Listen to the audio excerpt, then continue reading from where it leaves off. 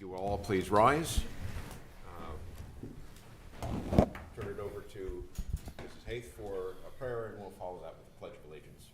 Let us pray. Father, in the name of Jesus, we come before you on today, thanking you for yet another day. God, we thank you for blessing this community, blessing everyone that's present today. We ask that you continue to lead, guide, and direct this council, God, according to your will. We thank you for all the blessings that you bestowed upon us and the blessings for this community. In the mighty name of Jesus, we pray on this day. Amen. Amen. I pledge allegiance to the flag of the United States of America and to the republic for which it stands, one nation, under God, indivisible, with liberty and justice for all.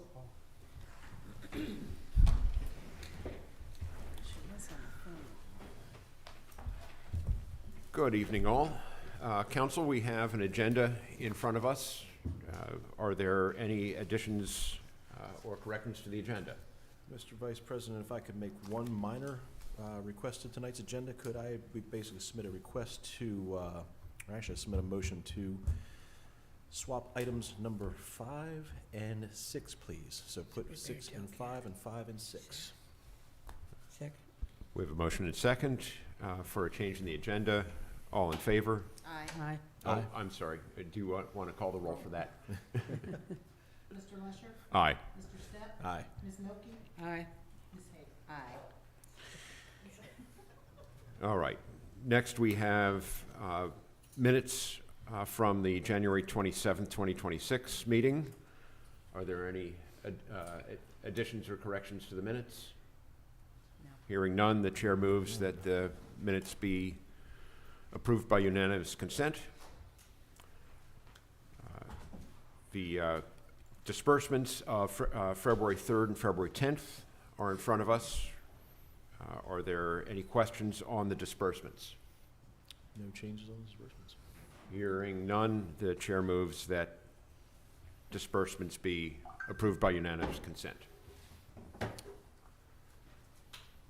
And we will then, I think we're getting somebody in here, Here. turn to what had been item 6, which is the presentation of the annual report for Talbot County from our communications manager, Sarah Kilmon, and I will call her forward. I understand that this is a special day. We're switching the Would you like to agenda share around with the for you, public Sarah. why this is such a special day? Yes, it may or may not be my 30th birthday. May not be. Happy birthday. There is Happy one condition, birthday though, if I to could add that you. condition, is that you get on out of here after you're done your presentation and get on to enjoying your evening. Well, I appreciate that for sure. So for the record, my name is Sarah Kilmon, and I'm the Communications Coordinator / Public Information Officer for Talbot County. And provided to the council is our first, that of my knowledge, annual report for the County Council. We are very excited to be launching this initiative. It is a document designed for the public to understand all the things that the county has done over the last year, which is a lot. So it's really hard to kind of comprehend all that into one document, but we attempted, and I did want to provide some updates, some brief updates tonight. This is kind of, I call this the annual report at a glance. So this is a slideshow for you, but the report itself is available to the public. I have some copies here. There's copies at the library, at the Easton Library, that you're welcome to flip through, as well as you can find it on our website at talbotcountymd.gov.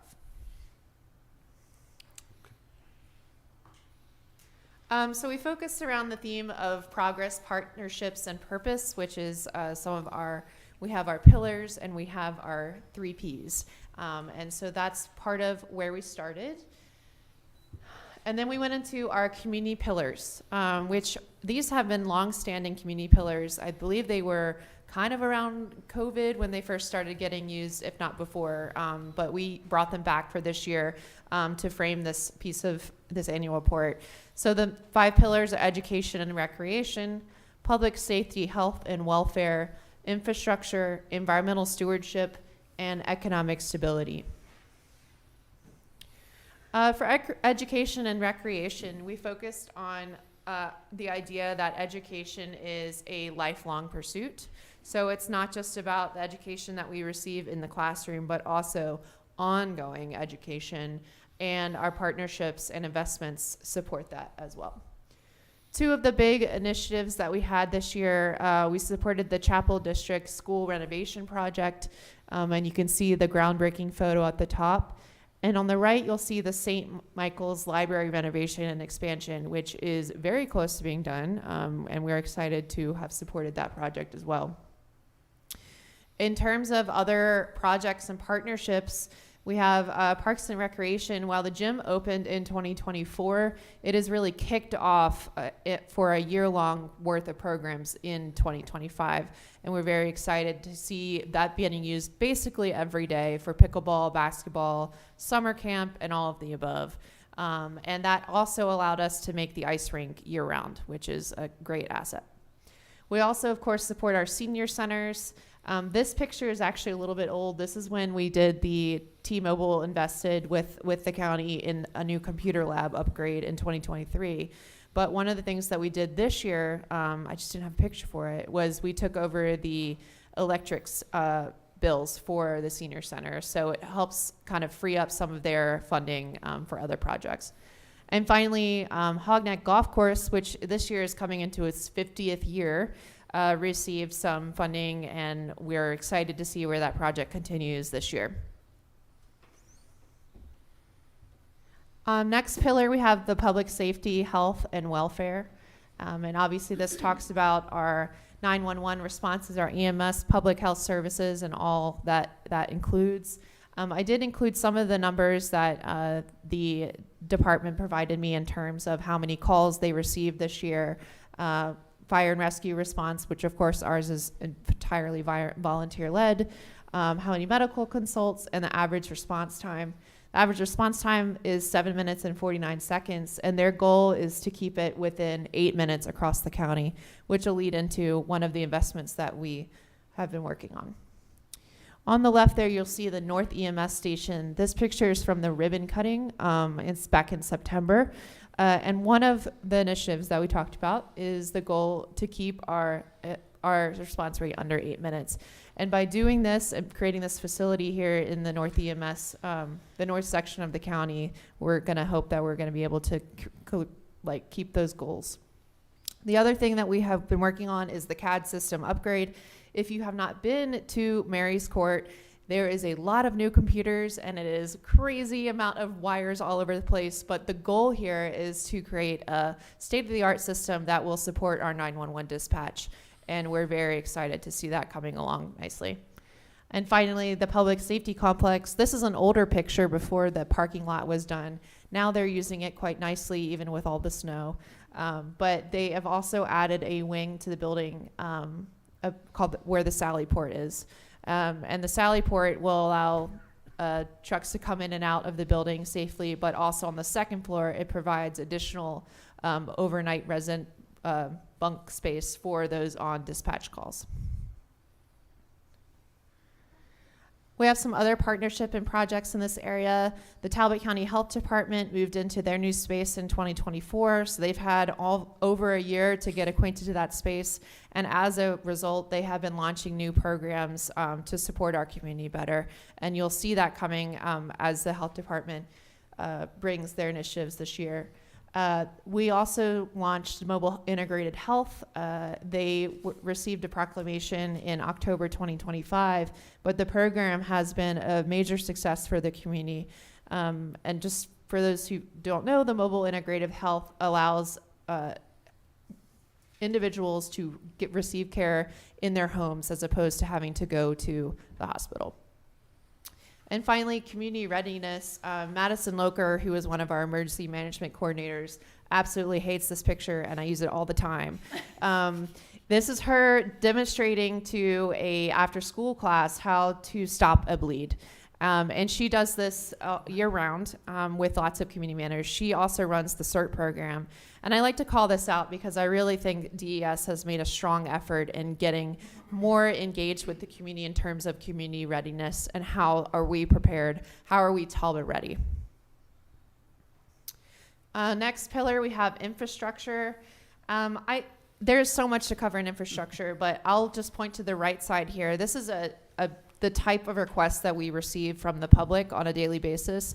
So in addition to our major projects where we're investing a lot of money, our team is also constantly working on things around the community, things like snow issues, drainage, potholes, signs, trees, debris, so much more. So I always like to call that out. Two major projects in infrastructure that are, well, both are basically completed. Well, one is definitely completed. The Coldsboro Neck and Airport Road Improvement Project. This picture is wild to me. This is under Goldsboro Neck Road. It's a culvert. And I just think the amount of work that it went to put this whole project together, and we saw it with the road closure, but it is impressive. And it was a big collaborative project. So I always love seeing that. And the bottom left is on Airport Road. And you can see there, they actually expanded the width of the road to allow for better safety on that road. On the right side, you'll see the county-wide broadband expansion. And this is an example of optic cable that was installed. But that project is now fully funded. And while it's not entirely constructed, we are getting close. And we're excited to have that. I also, of course, have to call out the comprehensive plan. We started that project last year. And planning and zoning has been leading that effort. And I just think it's important to recognize that they have put a lot of work into making sure that the community is aware that this is happening and that the community knows how to engage with that process. With that, in 2025, we launched Engage Talbot, which is an online platform that allows people to talk about programs and projects in our community that might be affecting them. Right now, active, we have the comprehensive plan as well as the parks plan, or the really long name is and I'm not even going to try to say it, but LPPR. Say it again. LPPR. LPPR, but I call it the parks plan. But if you are interested in taking that survey, it is online on this website, engage.talbotcountymd.gov, and our goal is to continue to allow the public to engage in this way. We have environmental stewardship. I wanted to call out in some of our resolutions where we are connecting residents to our sewer system. This is kind of gives you an example of where we are right now with this process. We've had 610 dwellings approved for connection. We invested around $10 million to those phases of sewer improvements and upgrades. And it's a little cut off, but it's 18.8 miles of sewer lines have been installed in the county. Finally, we have economic stability. Here are some key projects for economic stability, and I will say that is the biggest section in the report, so if you read through it, you'll find a lot more on economic stability, but here's some things to call out. Our economic development and tourism recently completed their roadmap to the future strategic report. We are working to build the Midshores Healthcare Hub, which is the new regional hospital located out by the community center. That is a group-wide, county-wide, statewide, federal level project, and we're working very hard to make that project a reality. And also we'd like to call out the Easton Airport, who is a regional economic engine, and they are currently working on their runway expansion project. So I like to always call this out, especially as we're coming into budget season. The county has a large fiduciary responsibility. And here is a list of all the things that we have to fund as we go into the budget season. And some of these things are not necessarily a county department, but they are a service that we provide to the community through our nonprofit partners and our government partners. So when we start to come into budget season, I'd ask the public to take a look at this list and see if there's anything that you're interested in learning more about through the budget process. This is an example of the budget timeline. This is from last year, so the dates aren't accurate, but we are starting to head into budget season. So I think it's a good time to have this annual report because it gives you an idea of the investments that we made last year and how they might affect this year. There is more information about the last budget in the annual report, so if you're interested in checking that out, you can do so. Another example of how we're using funds appropriately, the county administrator grant programming. We did a lot of work to pull these numbers together, so I recommend you take a look. But basically, this is an idea of not just do we contribute money via our tax dollars, but we also are supporting programs through grant funding. And our team works very hard to make sure that we're securing grants for the community and working with these grant programs. And finally, I would just absolutely love to call out our many wonderful employees. We have a total of 459 employees across 16 departments, plus a couple offices. And we truly get the work done by the employees that we have. They make this job rather enjoyable, especially for me. But also they are the ones putting in the work every day. So in the annual report, you can take a look at all these photos. These are all things that happened this year. I, of course, like to call out that we had our first volleyball team, but if you are also interested in the bottom, that's the bottom center is when our team helped build the new snack shack without having to go out of the county. And our top center is Darren and George, who are the ones that keep all of our facilities clear of snow every single year when we have these big snowstorms. So there's a couple to call out. So as we look ahead, I came up with a catchphrase, building a stronger Talbot together, and I encourage us all to look forward to this year with great enthusiasm. And if you're interested in looking at the things that we have planned or ideas that are coming to the forefront in 2026, there is a page in the annual report about that. And then you'll get, of course, more as we go into budget season. So I think that's it for me, guys. Thank you, Ms. Kilmon. And clearly we saw the county accomplish so much in 2025. But the magic that you've added here is to get the word out, to proclaim that message about all that has been happening in the county. And thank you for presenting it so beautifully in such a digestible form. I know that Councilman Milkey and I will be offering a course to the Chesapeake Forum next week, and I know what is going to be our principal handout for this. It is going to be a great tool for helping people to understand simply what the county is doing and how we're moving this place forward. So thank you for that. Are there questions or comments for Ms. Kilmon? I'll just start it off with great job. Wonderful report.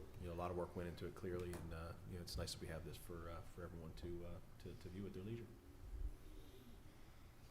I just realized that Pete and I don't have to do our little lecture. All we have to do is show this. Yeah, just give you the slides. You'll be ready to go. But we will. There's more to it, but it's great, just great. Sarah, I just want to say, I think it's been 4 years. Has it been 4 years since you've Not been quite, but 3? almost. Yeah, Okay, so shortly after this council came together and was elected, one of the first orders of business was to create the position that you hold. And I must say that by creating that position, it brings us to something like this, the annual report, which I feel is extremely important to the public to see not only what this council does, but also what the departments do and how important the departments are to Talbot County. So I just want to say thank you so much. I'm so glad that you were hired 3+ years ago, and job well done. Certainly is beyond the expectations that I ever envisioned, and I'm so glad to have been a part of bringing you on, and so glad to this council for agreeing to create this position. So job well done. Happy 30th birthday. Now go out and party a little Go bit. out and celebrate. And Ms. Kilmon, just, you said this already, but just for the public, this is available on the county's website in the public library. Yes, so you can find the report in its full. It's talbotcountymd.gov/2025 report, as well as there are printed copies at the Easton branch of the library. Thank you very much. And Thank you. happy birthday.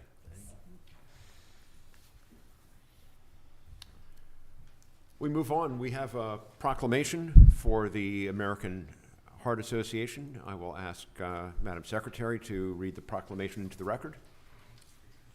American Heart Month, February 2026. Whereas heart disease, which includes heart attack, stroke, and other cardiovascular diseases, is the leading cause of death of an estimated 695,000 Americans each year, affecting both men and women of all economic and ethnic backgrounds. And whereas, although genetic factors play a role in many instances of cardiovascular disease, one of the nation's most costly and widespread health problems, it is also one of the most preventable diseases when each individual takes responsibility for his or her own health and the health of our children by exercising regularly, maintaining a healthy weight, eating balanced and nutritious meals, avoiding use of tobacco, using alcohol in moderation, and working with a healthcare provider to prevent or treat conditions which can lead to heart disease.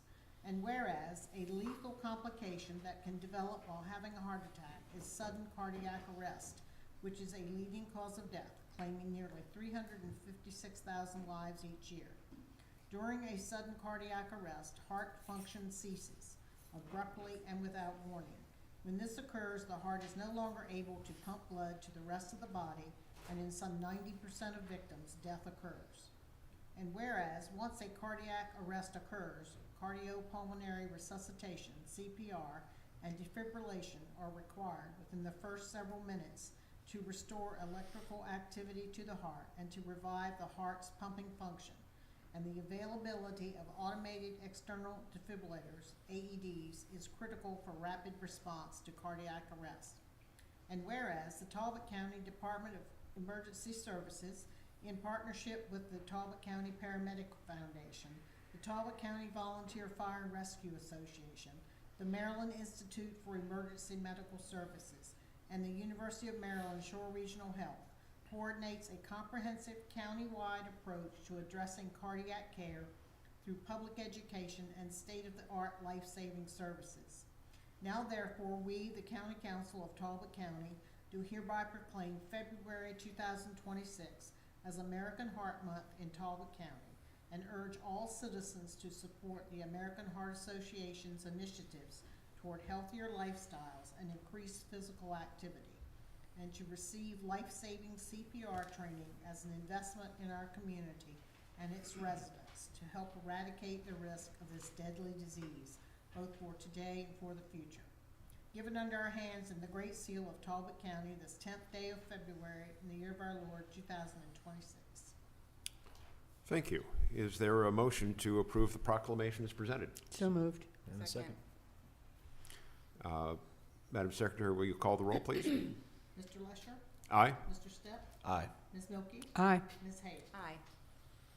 And we have one of our officers from Department of Emergency Services.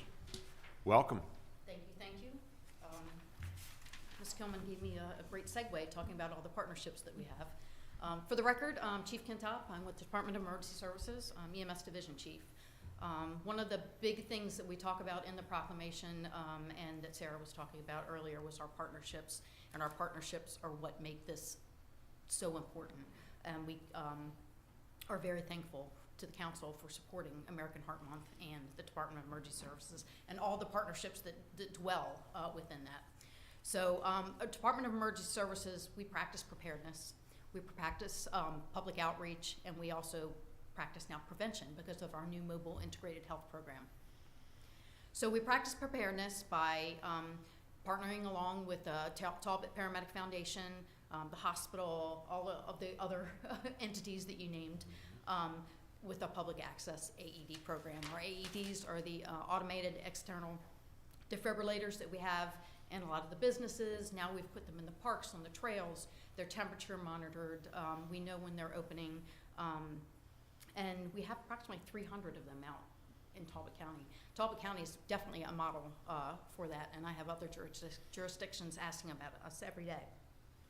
We have 26 of the outdoor heat and cold temperature controlled ones, and more are coming. We're constantly working on where we can put more public access to defibrillators.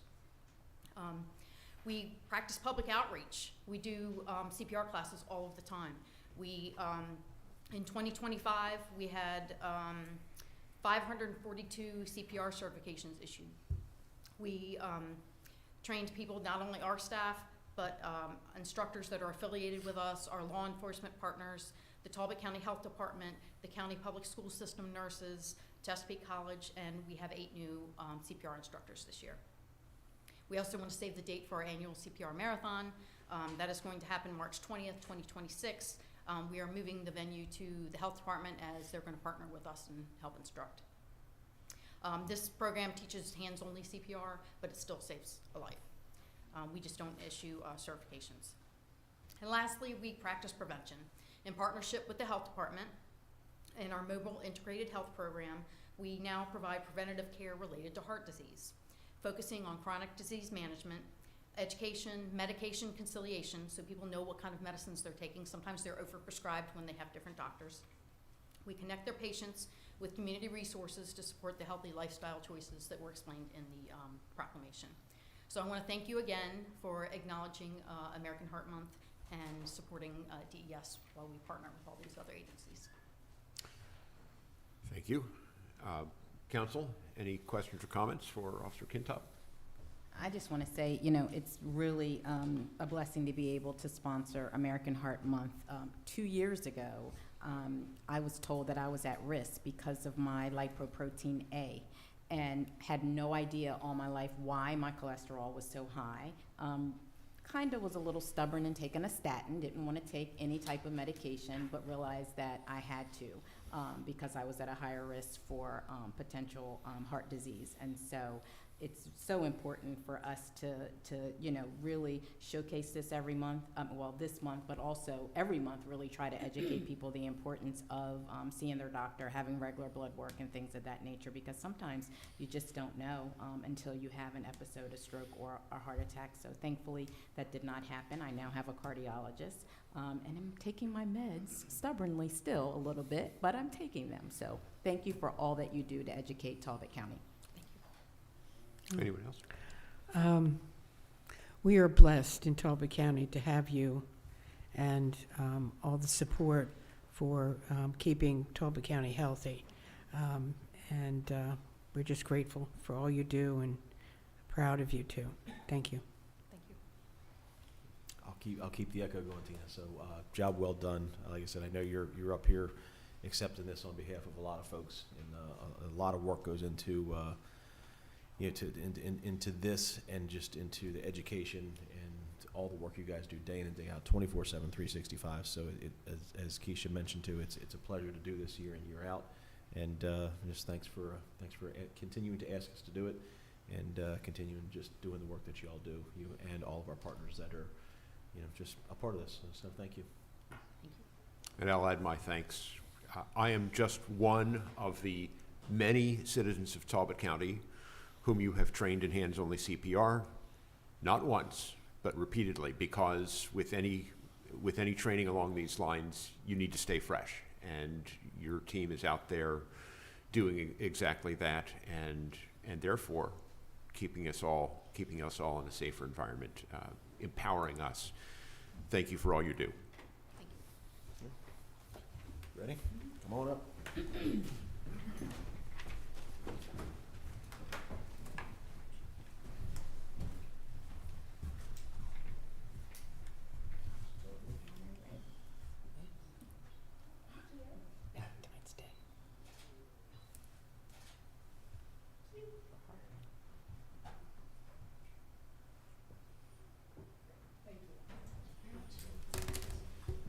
Thank you.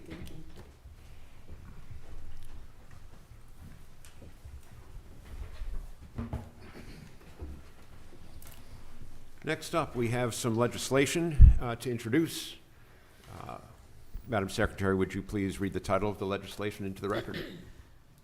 A bill to amend Chapter 190 zoning, subdivision, and land development of the Talbot County Code for the purposes of providing that cannabis growing and the processing of cannabis grown on-site shall be permitted by special exception in the agricultural conservation, countryside preservation, and western rural conservation zoning districts, providing that the processing of cannabis grown off-site shall be permitted by special exception in the village mixed, general commercial, and limited industrial zoning districts, and providing that cannabis dispensaries shall be permitted by special exception in the limited commercial, general commercial, and limited industrial zoning districts, each subject to certain conditions and defining terms associated therewith.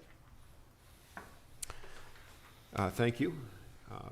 By show of hands, who on the council wishes to introduce this legislation? So introduced by Stepp, Lesher, Melky, and Haith. Thank you very much. Madam Secretary, would you please, clearly, Mr. Callahan, I didn't announce this earlier, he had to be away tonight. We wish him well, but did he absent himself just so he didn't have to have his name on this legislation? Would you please announce the bill number, public hearing date, and location?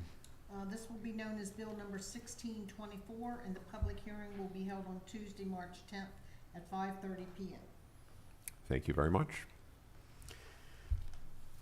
We are all the way down to the county manager's report, and with Mr. Stamp in absentia, also enjoying a well-deserved break, we have Ms. Morris.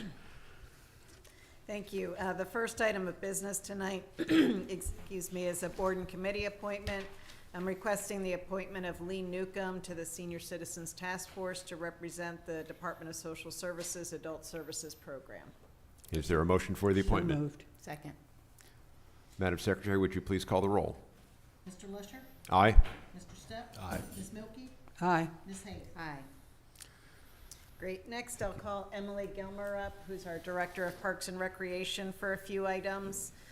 The first is a request from Parks and Recreation to award bid 2601 Sinclair Avenue Waterfront Park Stone Revetment Repair in Tillman Island. The county opened up this bid. We received 2 bids, and we're recommending the award go to Schweitzer Marine in the amount of $42,300. There are sufficient funds in the budget for this project. Ms. Gilmer is here to answer any other questions you may have. Any questions for Ms. Gilmer? No questions. I make a questions. motion to approve the request. Second. Madam Secretary, would you please call the roll? Mr. Lusher? Aye. Mr. Stepp? Aye. Ms. Milky? Aye. Ms. Hayes? Aye. Thank you very much. Great. The next is to request council approval for the extension of the contract with Pearson's Comfort Group for bid number 2303, Portable Sanitary Chemical Toilet Service in Talbot County. We are requesting to renew that contract with Pearson's Comfort Group for the 2026 season in a sum not to exceed $46,147. There are sufficient funds in the budget, and we've been pleased with their service. If there are no questions, I'll need a motion for approval. Motion to approve bid 2303. Second. And Madam Secretary, would you call the roll? Mr. Lusher? Aye. Mr. Stepp? Aye. Ms. Milky? Aye. Ms. Hayes? Aye. Thank you. Next is a request for the replacement of coping and tile at the Bay 100 Community Pool in St. Michael's. Emily, I got to give you a little something to say here. We're requesting council consideration to award that contract to Aqua Pools in the amount of $70,602. If you could maybe talk a little bit about that project. So that contract actually going to go to Coastline Pool Oh, Services. Coastline, Okay. They are our contract management company for the pools. And so this is the coping and tiling. It's falling apart at the Bay 100 pool. The coping or the tiles are falling off. They've patched it several times, and it's just due time for it to be replaced for the 20-year infrastructure. So. And for the record, I'm Emily Gomer, Department of Parks and Recreation Director. Sorry. Thank you. And you say that pool's over 20 years old now? Yes, it was built in 2000, I think it was 2007, 2008. So I can approaching double that. check on that, but yeah. Hmm. So. Well, Doesn't seem that exposed long. to the elements, these things do need some periodical help. So, any questions on this project for Ms. Gilmer? None here. I'll make a motion, we move forward. Second. We have a motion and second. Madam Secretary, would you please call the roll? Mr. Lusher? Aye. Mr. Step? Aye. Ms. Milky? Aye. Ms. Hayes? Aye. Great, and the last request from Parks and Recreation is regarding the replacement of the playground at the Home Run Baker Park and Trap. We are requesting council approval to procure and install the replacement playground at the park. Due to its age. The total cost for the project is approximately $280,000. This is partially funded through program Open Space at 90%. We are requesting council approval for the use of contingency funds in the amount of $28,000 in order to lock in 2025 pricing. Martha Sparks, your finance director, has confirmed that there are funds available. Emily, is there anything you'd like to add about that project? Yeah, so the main reason we're requesting contingency funds is so that we can lock in the 2025 pricing, as Ms. Morris said. And that way we can get more in the playground for our money. So we're really hoping to be able to lock that in. It's a really nice playground. I'm really excited about it.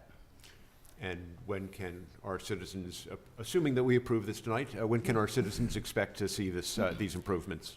Yes, so we are hoping for a completed install before summer of 2026. So again, this would be 90% covered with program open space funds and 10% local funds as a match.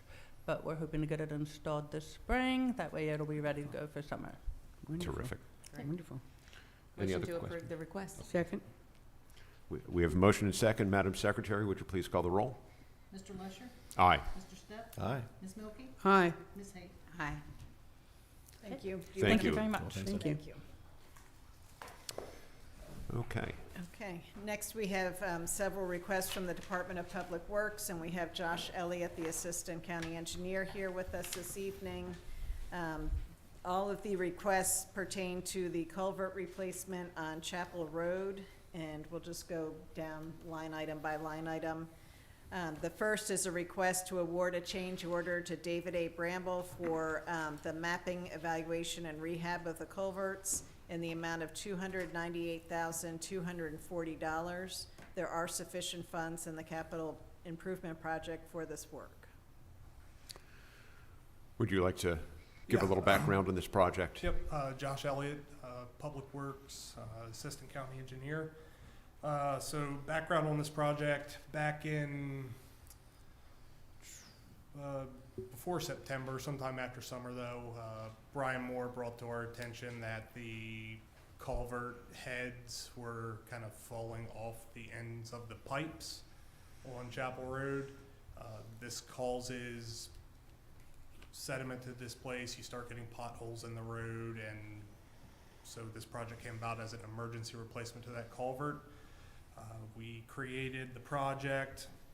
The base project was 1.3 or $4 million, and then when we entered into the engineering and construction contracts, we didn't have final design worked out. We needed to do subsurface exploration for the pilings that the culvert will sit on, and that's what this change order is for. We got the subsurface explorations back, we have a final design, and we need 92 pilings 40 feet long.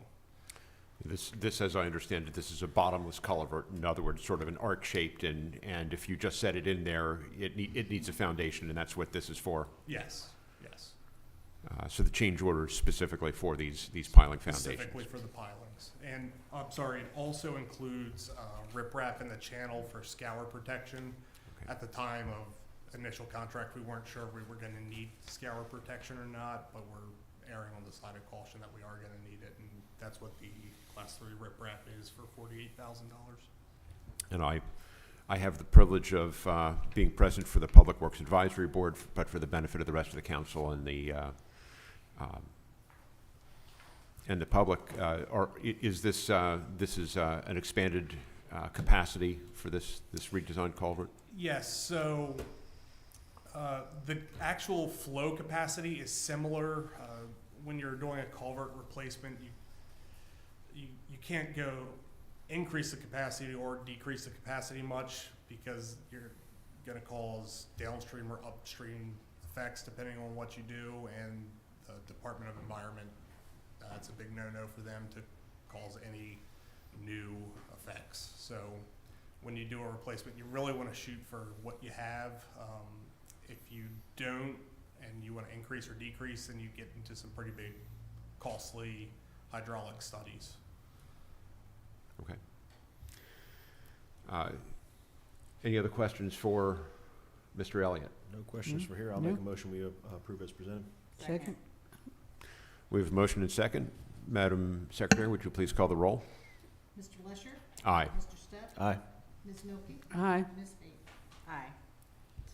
Great. The next part of the request is for the approval for 2 construction easements, the first being between John Higgins and Susan Higgins at 9541 Chapel Road in the amount of $3,600. And we're purchasing an easement for the expanded Expansion of footprint the- of the culvert. Yes, this is the permanent easement. The next easement is a temporary easement that I'll talk about. Okay. Any questions on the easement? No. Gotta have it. Make a motion we approve. Second. Madam Secretary, would you please call the roll? Mr. Lesher? Aye. Mr. Step? Aye. Ms. Milky?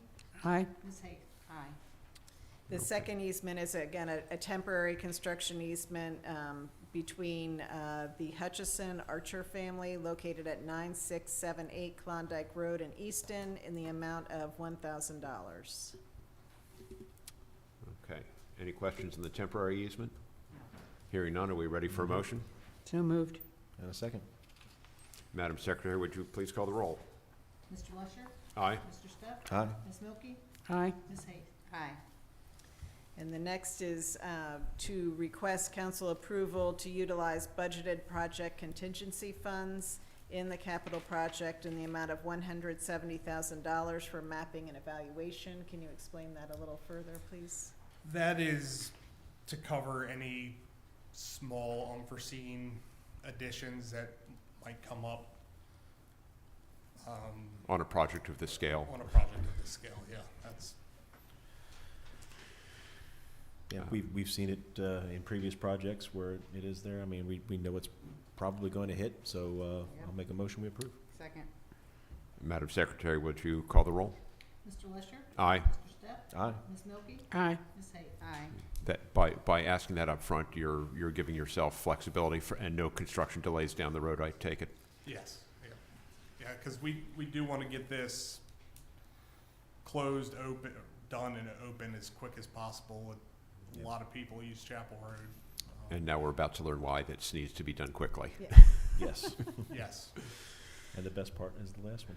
Hopefully we can recapture some fun. The next request is to close Chapel Road at Wootenox. I would say Woodenhall. Okay. And when you look back, it's either Woodenhall or Wooden Hawks, and I couldn't tell you. Okay, but we're gonna list that and have a nice diagram in the public notice that we publish about the closure, which will be between March 27th through August 11th.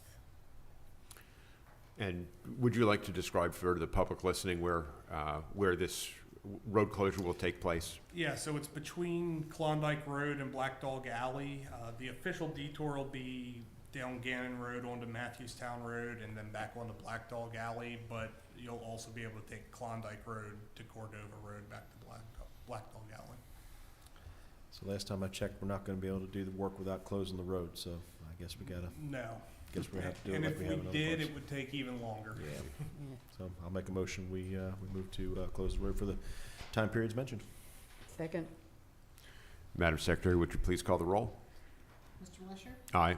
Mr. Step? Aye. Ms. Milky? Aye. Ms. Hayes? Aye. Thank you. And then lastly, we are requesting council approval to apply for state aid funding to help with the cost of this project in the sum of $1 million. That's an easy motion for me. I don't know about It's you an all, easy but, second. There you go. Go get it for us. We have a motion and a second to apply for the state aid funding. Madam Secretary, would you please call the roll? Mr. Lusher? Aye. Mr. Step? Aye. Ms. Milky? Aye. Ms. Hayes? Aye. Terrific. Thank you, Josh. Is there anything else you want to add about the project, or? Nothing major. The schedule as of now is to go to August 11th. You know, contractor are always telling you that, hey, we're giving you our best estimate. Bramble thinks they have fluff built into that and can do better, but we will see. Thank you very much. Appreciate it. Terrific. And then just the last item this evening, council, is just to announce that county offices will be closed on Monday, February 16th for President's Day. Thank you, Ms. Morris. Any questions for Ms. Morris before we close out County Manager's report? Hearing none, we can move, thank you, and we can move on to public comment. Is there anybody here for public comment? Please. I will ask you to come forward, to state your name and address, and to limit your comments, if you possibly can, to 3 minutes. Fully understand and will comply. Again, Phil Riggin, 29736 Sullivan Drive in Easton is my address. Just a couple of quick remarks. Yesterday I had the opportunity to review the annual report, and you know, we don't congratulate whoever was involved in putting it together and organizing it, because I think it's extremely well presented and it's easy to follow through. It's not, you know, one of these things where you lose yourself and wander around for a while. So if that's all Sarah's office, then she deserves a lot of congratulations, and she has mine. Regarding that report, I haven't mentioned this in previous meetings that I can recall, but I'm extremely pleased with what I see as an improved proactive communication between the county and the citizenry, or the residents of the county, on a more organized basis. Engage Talbot as an example, and just things that are easily available if somebody just simply, you know, contacts the webpage, and you can move on from there. And having put myself on the list of several things over the last several months on regularly getting things that I truly appreciate getting, because it, you know, helps me keep aware of what's happening. In the report, I just was interested, and I don't really have a question, I was just interested by the percentage of full-time employees at the county, and it's compared to the percentage of part-time employees at the county. Don't have a question, just was kind of interested by that, in that. Anyhow, I appreciate what all of that means in terms of engagement with the community, and I only expect it to continue, and look forward to that. Thank you. Thank you, Mr. Riggin. Thank you. Anyone else here for public comment tonight? We have our health officer tonight. You know, we can put you at the top of the agenda if you ever wish. We can give you your own special spot at the top of the agenda. It's humbling. Thank you, sir. That's very kind of you. My name is Fahmi. I am the health officer for Talbot County. This is about infectious disease.